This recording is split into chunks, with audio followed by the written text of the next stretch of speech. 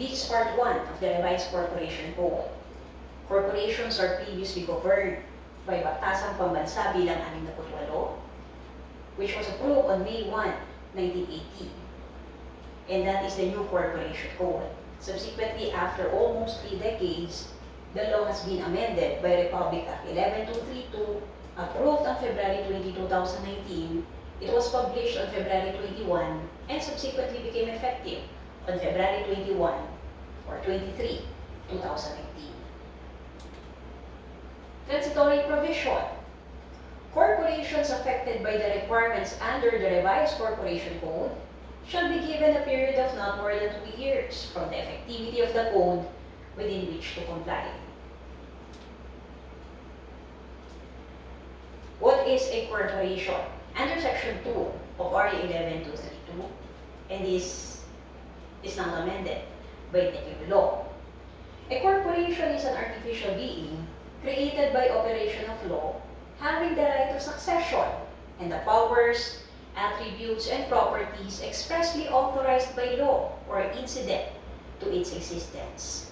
From the definition of what is a corporation, we can come up with the 4 attributes of a corporation that we will discuss as we go along with our presentation.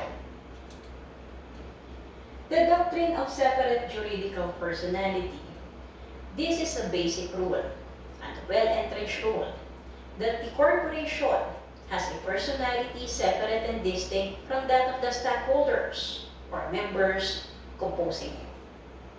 The properties of the corporation are not properties of the stockholders or members. And likewise, liabilities of corporation does not necessarily be considered liabilities of the stockholders or members.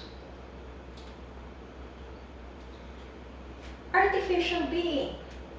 As I told you, following on the definition under Section 2, a corporation has a personality separate and distinct from the stockholders or members, which commences upon issuance of its certificate of incorporation.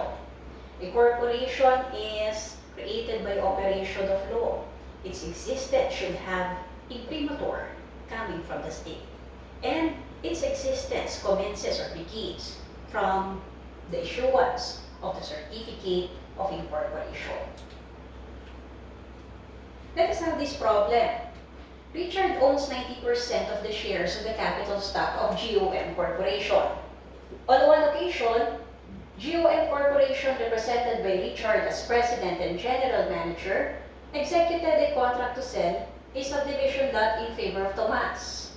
For failure of GOM Corporation to develop the subdivision, Tomas filed an action for rescission and damages against GOM Corporation and Richard.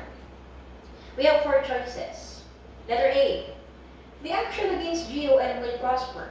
However, the action against Richard will fail.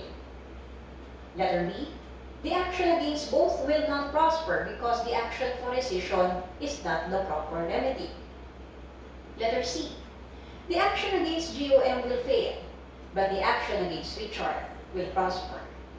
And letter D, the action against both will prosper, being the ones civilly liable. How do we answer this problem? Answer, letter A. The action against GOM will prosper, however, the action against Richard will fail.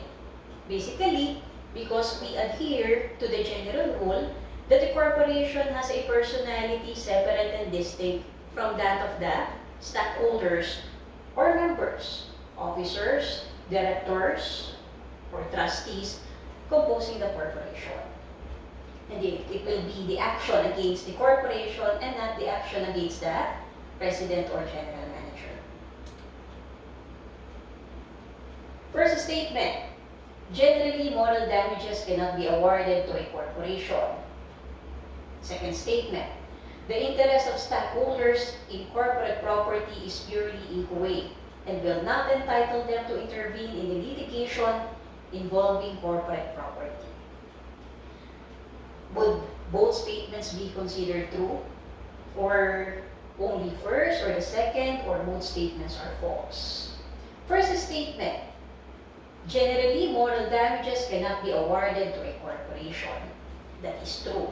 A corporation, being an artificial being, does not have any emotions, unlike individuals or natural persons. But there are instances, as an exception to this general rule, that corporations, in case of besmirched reputation, in case of the mental anguish, serious anxiety suffered by the officers of the said corpo, may be entitled to moral damages. But the general rule, a corporation is not entitled to damages. That is true. Second statement, the interest of stockholders in corporate property is purely equate and will not entitle them to intervene in litigation involving corporate property. This is likewise true. Our answer, letter A, both statements are true. As an exception to the general rule, we have the doctrine of piercing the corporate veil. Pursuant to this doctrine, the separate personality of a corporation may be disregarded, and the stockholders and the corporation may be considered as the same if valid grounds exist, such as when the corporation is established for these three instances. Letter A, to defeat public convenience. Letter B, to justify a wrong, protect fraud, or defend a crime.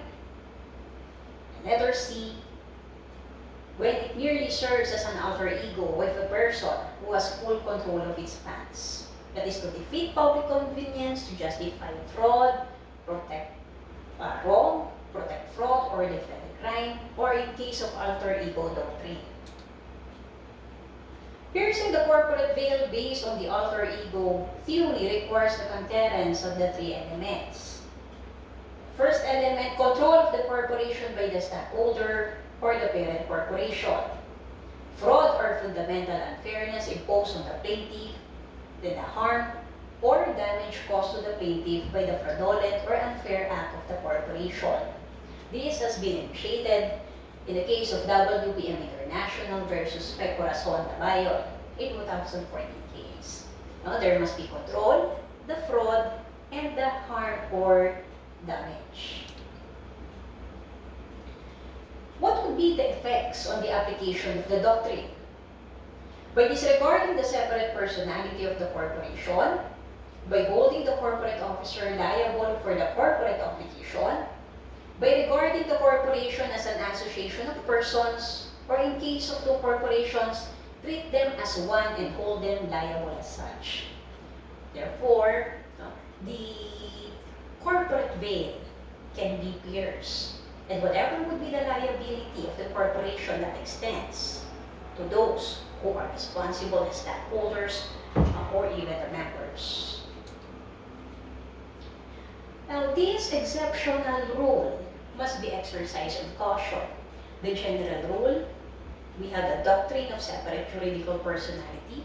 As an exception, we have the doctrine of piercing the corporate veil. But time and again, as I told you, the Supreme Court tells us that the exception to the general rule must be exercised with caution. The Supreme Court in several long line of cases applied the doctrine of piercing the corporate veil as an exception to the doctrinal principle of separate personality in the following cases. Take note, example.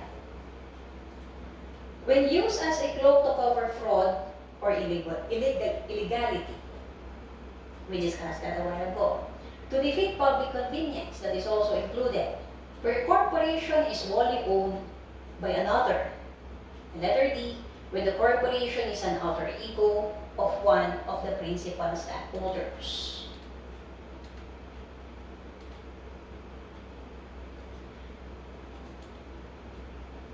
Now, in the doctrine of piercing the corporate veil, remember the three instances: to defeat public convenience, to justify a wrong, protect fraud, or defend a crime, or in case of alter ego theory. With the ownership of majority shares or even a corporation wholly owned by an individual necessarily pierce the corporate veil? Answer is no. Now, the question is exact. What is our answer? Letter C. Where a corporation is wholly owned by another, that will not necessarily mean or imply that we will pierce the corporate veil. Now let us proceed to the kinds of corporation. Now a corporation may either be a stock corporation or a non-stock corporation. How do we distinguish one from the other? A stock corporation has capital stock divided into shares and is authorized to distribute dividends or allotments of the surplus profits on the basis of the shares held by the stockholders. In case of stock corporation, we have stockholders, then the ones who are assigned to the management, the board of directors. But basically, the stockholders will have a share in the earnings through declaration and issuance of dividends. In a non-stock corporation, no part of its income is distributable as dividends to its members, trustees, or officers. Because non-stock corporation is formed for a laudable objective. And its earnings or income incidental to its operations allotted for the purpose or for whatever purpose it is. It has been incorporated. Later on, we have special corporations and the rules governing non-stock corporation that in the latter part of our presentation we will discuss. Corporations which have capital stock divided into shares and are authorized to distribute profits on the basis of the shares thus held. Well, this is what? Letter B. Stock corporations. Another classification of corporation may either be public or private corporation. A public corporation is organized for the government, for governmental purposes. We have the local government units. Now, the private corporation formed for private purpose or purposes. And this is governed, of course, by RA 11232. Now, this also includes government-owned and controlled corporations, majority shares, are owned by the government, but considered as a private corporation, and quasi-public corporations.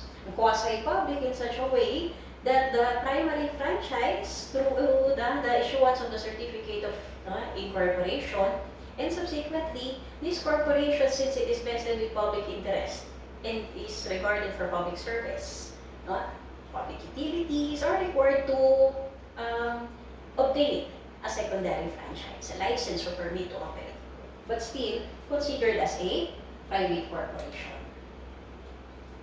Corporations organized by private persons or by the government or by both for private ends, aims, benefit, or purpose, and are governed by the general law.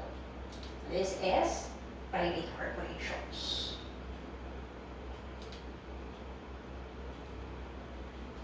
Now, another classification or kind, ecclesiastical or religious corporation, to be distinguished from that of a lay corporation. Ecclesiastical or religious corporation is formed for religious purposes. Later on, we will also discuss the special rules on religious corporation. Now, a lay corporation is formed for purposes other than religious. The partner of ecclesiastical or religious, lay corporation. Another one, eleemosynary and a civil corporation. An eleemosynary corporation is organized for public charity. A civil corporation is formed for business or for profit. A partner of eleemosynary is a civil corporation. Again, I repeat. A partner of ecclesiastical or religious is a corporation.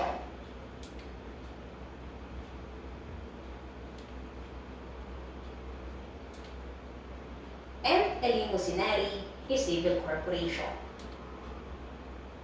Charitable institutions. What is our answer? Let us go back. Charitable institution. We have eleemosynary as opposed to that of civil. Ecclesiastical is religious as opposed to that of incorporation. Therefore, what is our answer? Eleemosynary corporations.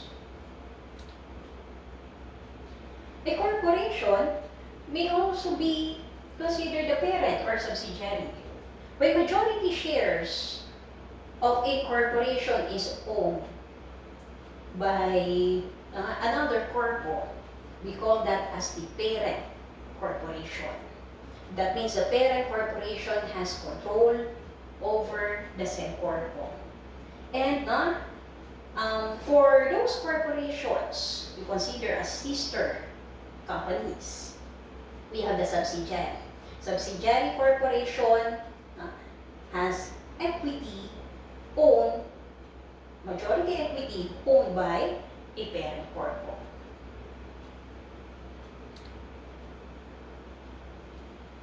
Closed corporation from that of an open corporation.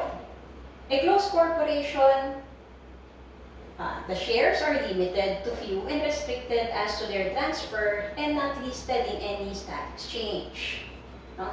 Again, later on, we will discuss the special rules on closed corporation, which is governed by sections 95 to 104. Closed in such a way that there are conditions or limitations, restrictions on the transfer of shares. The shares are limited to few, not exceeding 20, and the shares are not traded or listed through the stock exchange. However, an open corporation, the shares are open to the public. The shares are considered or may be listed in the stock exchange. That means there is no restriction or limitation on the transfer of the shares of an open corpo. De jure, from that of a de facto corporation. De jure, that means bona fide. Now, de jure corporation is created in strict compliance with all the requirements, and existence cannot be attacked in any proceeding. Whether it be direct, collateral, it cannot be attacked if the corporation has complied with all the requirements of the law. However, a de facto corporation is defectively created, but there is a bona fide attempt to incorporate, and its existence can be attacked directly, only directly, in a quo warranto proceeding. In a quo warranto proceeding, governed by the special proceedings. De facto corporation is a corporation that has been given certificate of incorporation. It has been incorporated under the law. It has a bona fide attempt to incorporate under the said law. However, it is or it was defectively formed. Can you attack in a collateral? No. Only in a direct proceeding and a special proceeding we call as the quo warranto proceeding. What are the requirements for a corporation to be considered as a de facto corporation? As I told you, we have 4 requirements. First, there must be a valid law under which it is incorporated. Say we have RE 11232, and the corporation incorporated following that law. There must be an attempt in good faith to incorporate. There must be an attempt in good faith to incorporate. There must be an actual exercise of corporate powers. And a certificate of incorporation is issued despite a defect in its incorporation. Remember, we can only consider that the said corpo is a de facto corporation if SEC issued a certificate of incorporation. Absence of certificate of incorporation, we cannot say that that is a de facto corporation. What will happen then, ma'am? The corporation may be a corporation by estoppel, but not necessarily a de facto corporation. Remember the 4 requisites for a corporation to be considered as a de facto corporation. But of course, if the corporation has complied with the law, perhaps that is a de jure corporation. A corporation by prescription, it is by the passage of time that this organization or entity has been created or has been given and recognized as a corporation. A classical example of this is the Catholic Church. Catholic Church, by prescription, is considered as a corporation. A corporation by estoppel. I made mention of a corporation by estoppel. There is no corporation, basically because they did not formally organize a corporation, they did not submit the requirements to SEC, but considered as a corpo with respect to those who are precluded by their admission or conduct from denying its existence. That is why this is by estoppel. Remember also in partnership, we discussed that in partnership, we have partnership by estoppel. Similarly, in corporation, we have corporation by estoppel. What is the rationale? Because we are protecting the creditors of the said partnership or the said corporation, that even if there is no formal organization, even if there is no certificate of partnership or certificate of incorporation issued, still, these third persons who rely on the admission or conduct of the partners or the officers, directors or stockholders of the said corporation are protected. Let us have this problem. Mamuhuman was invited by his friends to invest in Adelantado Corporation, a newly organized firm engaged in money market and financing operations. Because of his heavy investments, Mamuhuman became the firm's president and as such purchased a big number of computers, typewriters, and other equipment from Facto Corporation on installment basis. Adelantado Corporation paid the down payment and Facto Corporation issued the corresponding receipt. To his chagrin, Mamuhuman discovered that the articles of incorporation had not been filed by his friends at that late date, so he hurriedly attended to the matter. No sooner had the certificate of incorporation been issued by the SEC, when 3 months later, Adelantado Corporation became bankrupt. Upon being sued by Facto Corporation in his personal capacity, Mamuhuman raised among his defenses the doctrines of the Facto Corporation and corporation by estoppel. Can the two defenses be validly raised by Mamuhuman and explained? Question.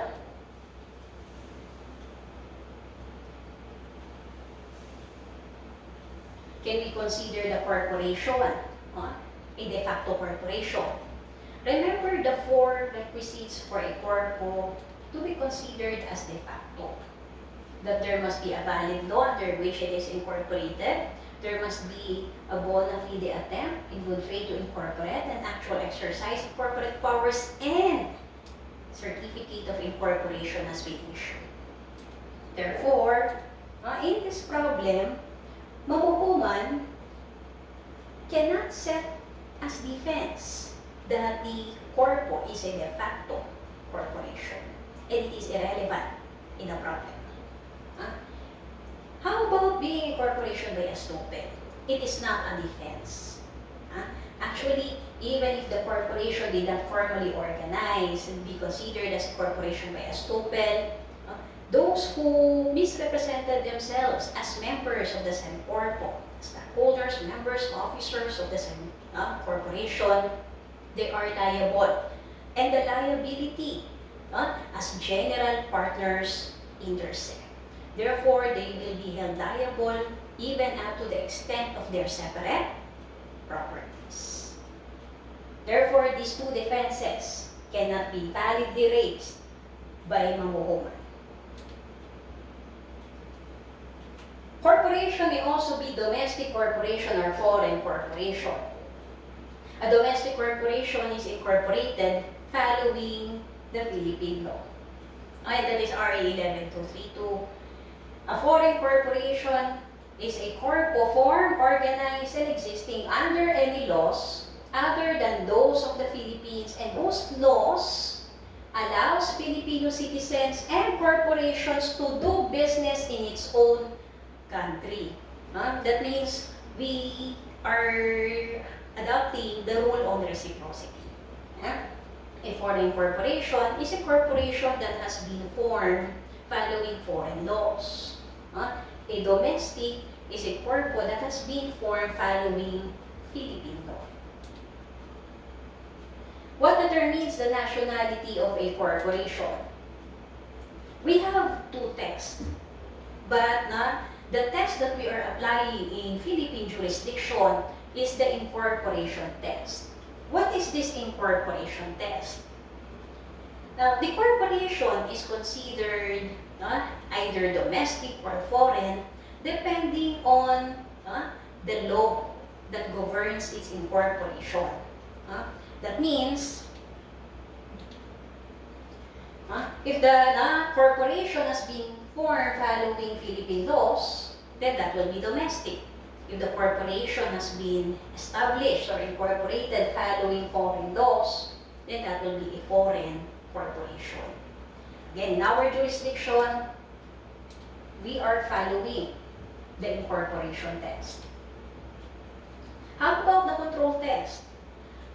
Would the nationality or citizenship of a corporation follows the nationality or citizenship of its stockholders or members? Because this is the control test. Only in rare cases that we apply the control test. Say in times of war, that the Philippines can apply the control test. But every now and then, what we are adopting is the incorporation test. The control test in determining the nationality of a corporation is based on the country of incorporation. That is false, because that is incorporation test. Control test, the nationality or citizenship of the stockholders or the members. The control test is applicable in times of war or national emergency. That is true. Only in rare cases, exceptional cases, that we can use the control test. So what is our answer? Letter B. Only first statement is false.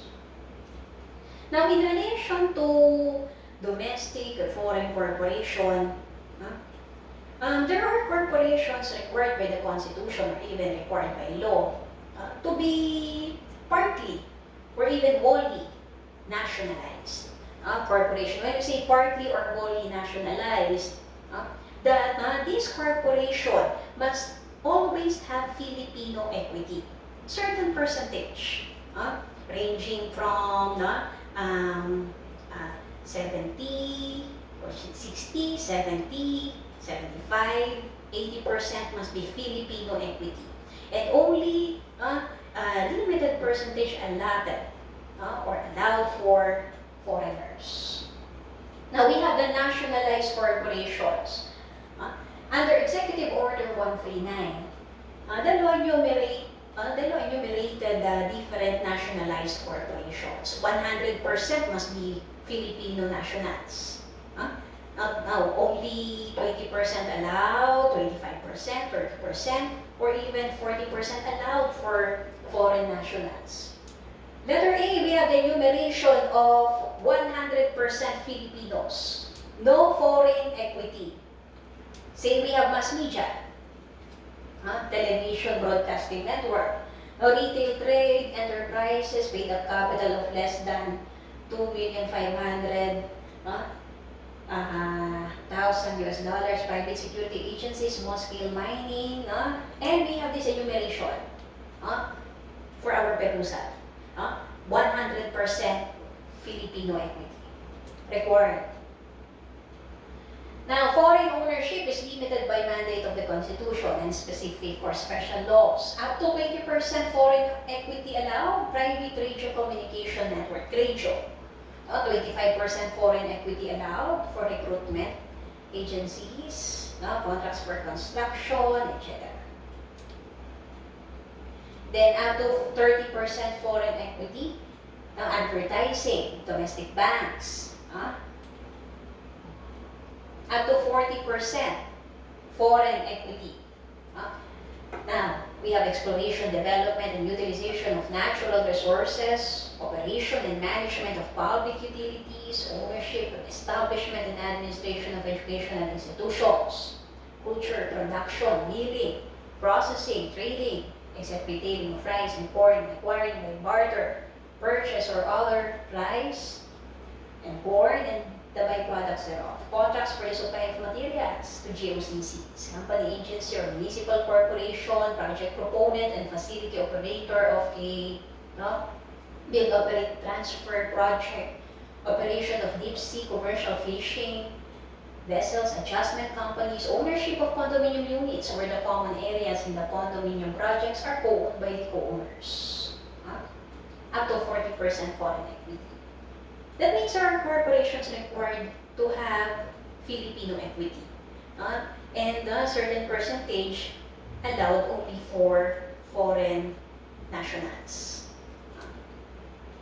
But of course, if the corporation is not covered by nationalized corp under EO 139, then therefore even if it is 100% foreign nationals, that is allowed. Up to 60% foreign equity, financing companies regulated by SEC, investment houses. Foreign ownership is limited for reasons of security or defense. Up to 40% foreign equity. This will be for our perusan, and for our reference. Now, there's no need for us to memorize this. This will only be for our reference. Can a corporation engage in television broadcasting elect an American or a Chinese as a member of its board of directors? How do we answer this?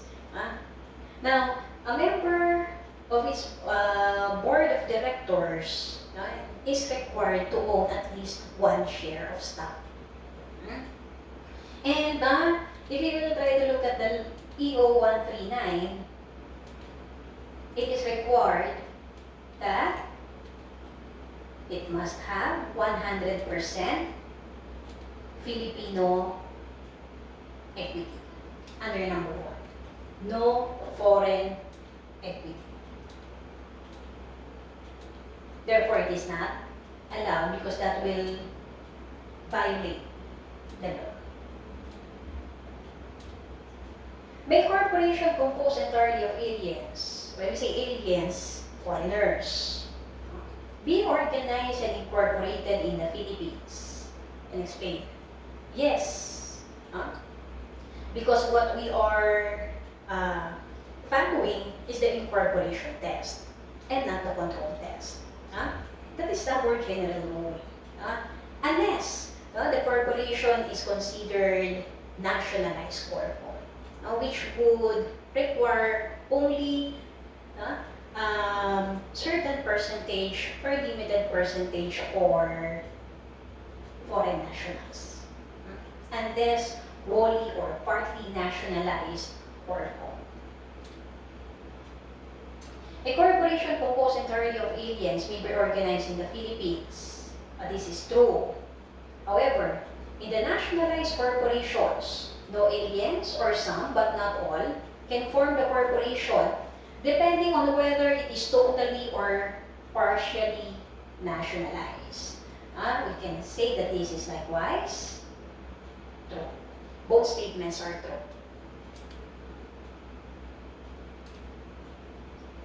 What is this grandfather rule? And then illustrate. Now, this grandfather rule will apply in case of computing the Filipino equity of nationalized corporations. That means first and foremost, we try to look at the corporation in the problem or in a given case if it is covered by nationalized corpo. Because if it is not, even if 100% foreign nationals allowed. Now let us have this problem. Tomsky Corporation, a foreign Dutch corporation, acquired 40 condominium units of Alta Vista Condominium Association Inc. 40. Alta Vista has an aggregate of 80 condominium units, and its 40 condominium units are presently owned by 80% of Filipinos and 20% of Americans. That means Tomsky acquired 40 and the remaining 40 out of the 80 owned by 80% Filipinos and 20% Americans. That means 80% of 40 is 32, and we have 8 units owned by Americans. If you will try to look at least we have 80% Filipinos. With the ownership of condominium, be covered by EO 139. Now we will see. Is the acquisition of Tomsky Corporation allowed under Philippine laws? If it is covered, we will be following it and adopting the grandfather rule. Let us compute. By the way, let us try to look at first what will be the coverage for condominium.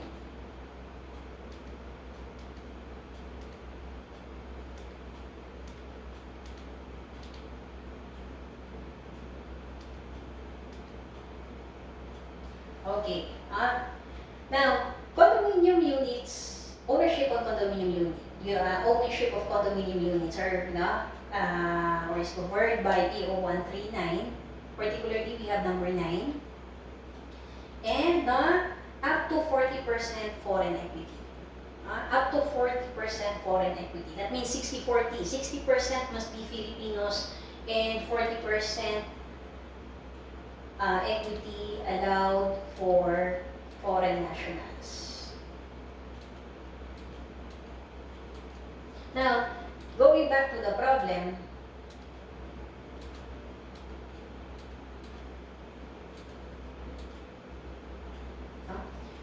in the problem, we have 80% Filipinos.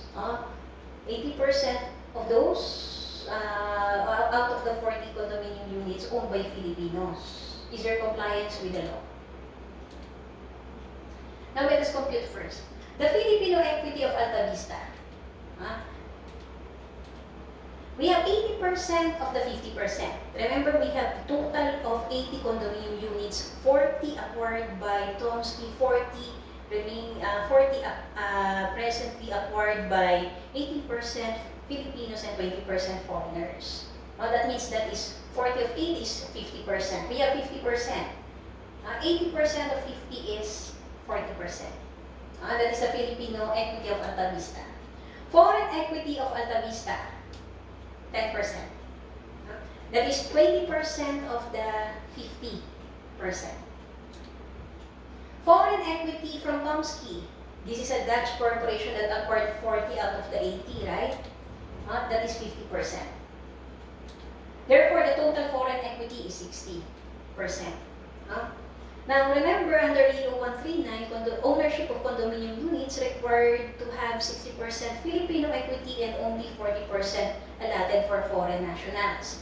But on the opposite, condominium association is required to maintain 60% Filipino, and considering the computation, only 40% for Filipino and 60% for foreigners.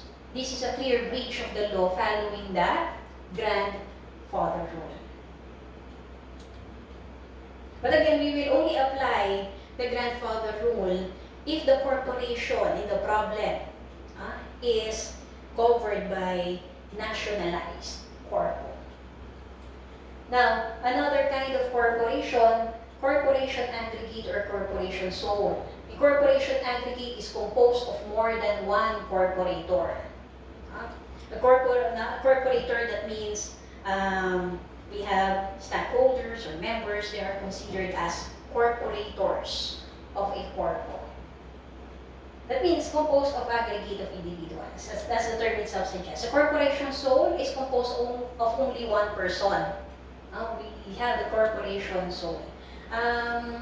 Corporation sole will apply in case of some of the religious corporations headed by the chief archbishop, the